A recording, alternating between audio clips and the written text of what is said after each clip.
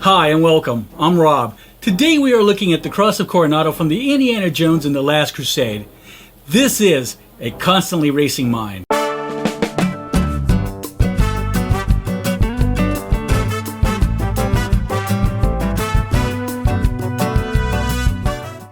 If you're new here, I cover film, sci-fi, horror, action, adventure, and the historical genres as well as props and cosplay. To see more, don't forget to subscribe. Now, the Cross of Coronado is an artifact that only appears in the first scenes of the 1989 George Lucas produced and Steven Spielberg directed blockbuster. Far more importantly, the cross helps to establish the mindsets of father and son in the early days and how the stories or motivations have changed over the next 30 years. Indiana, an altruistic teen looking out for the public good who believes that historical artifacts should be shared with the world and not in the hands of private collectors. Indy later turned somewhat mercenary, so by 1935 we find Jones willing to sell the ashes of Emperor Nurhaci to crime boss Lao Che for diamonds, to eventually moving closer to something more than materialistic objects to something somewhat spiritual, as he does in Raiders of the Lost Ark. It also shows how the Joneses succumb to their obsessions and tend to lose themselves to them. Now, the Cross of Coronado does all of this within the first half of the first act of the film. So now, let's take a look. The year is 1912. Somewhere in the southwest desert, Indiana Jones is a teenage Boy Scout. His troop is out for some cave exploring. However, Indy and his friend have left the troop behind to go exploring on their own. They enter a cave only to find that there are treasure hunters already there in the cave. One man, dressed in a leather jacket and a brown fedora, he could pass for Indiana Jones from a distance. He and his gang have just come across a 400-year-old artifact, the Cross of Coronado. Indy tells his friend that this is the cross that Cortez, the conqueror of Mexico, gave to Coronado in 1512, and it belongs in a museum. He sends his friend back to get the sheriff to do what? I don't know.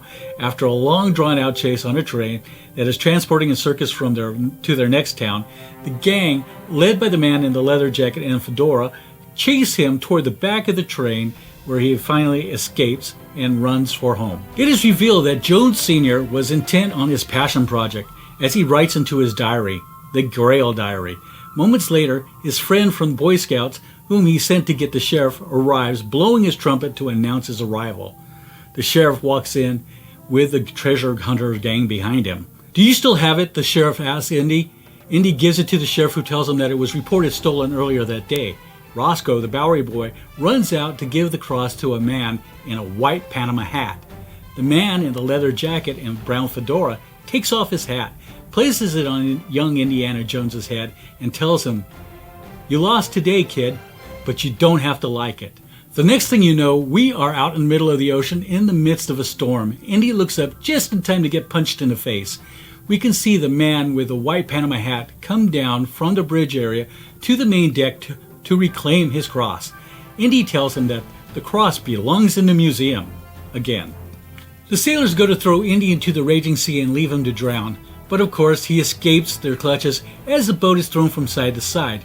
Indy goes after the man in the Panama hat as he climbs up a set of stairs. Indy grabs him, and the Panama hat man loses the cross, and as it is about to slide into the ocean, Indy grabs it off the deck. Indy then still has a fight on his hands, and as he is fighting, cargo is starting to break free.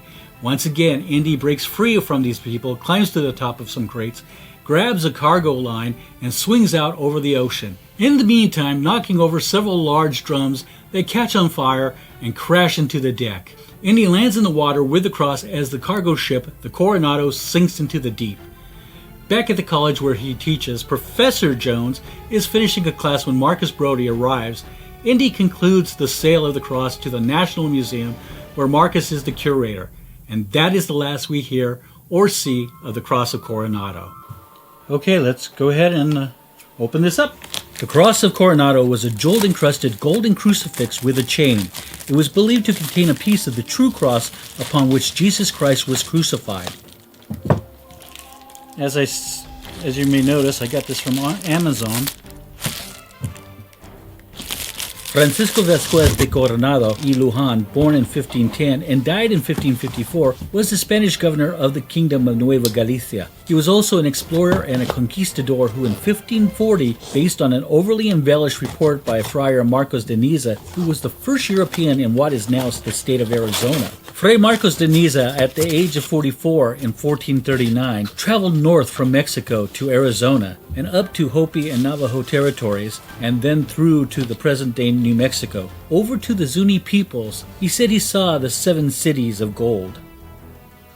In 1540, reports brought back from explorations made by the shipwrecked explorer 𝐈𝐧𝐼𝐧𝐞𝐬 Cabeza de Vaca and confirmed by the missionary de Niza convinced Viceroy Mendoza of the presence of vast riches to the north, located in the so-called 7 golden cities of Cibola.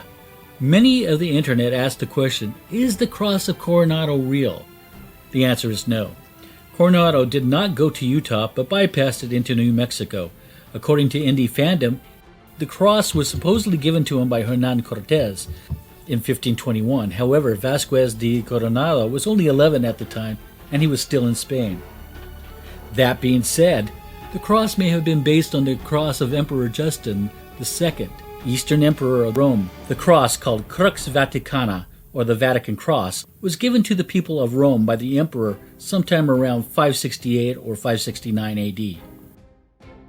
The Amazon seller where I got this piece is the costume base, and again, I'll leave a link in the description. Now, this piece of art is made of a metal alloy, plated, and comes with a 3-foot long gold chain, which is attached with a gold-plated jump ring. Now, this cross measures 8 inches by 6 inches, which is 21 centimeters by 15.5 centimeters, and is 3/4 of an inch thick, which is 2 centimeters thick, and has 12 artificial pearls and 4 artificial aqua gems. Now, the makers use a sketch from the Lost Journal of Indiana Jones for the back inscription.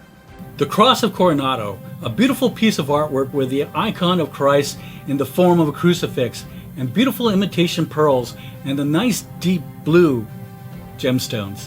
Now, as Marcus Brody would say, this will make a fine addition to the Indiana Jones collection. So tell me what you think of this cross in the comments below, or what you think of the video. If you like this video, a thumbs up would be appreciated, and don't forget to subscribe and hit the bell icon to be notified of my next video. So, thanks for watching, and take care. Oh, by the way, click that video, or that video.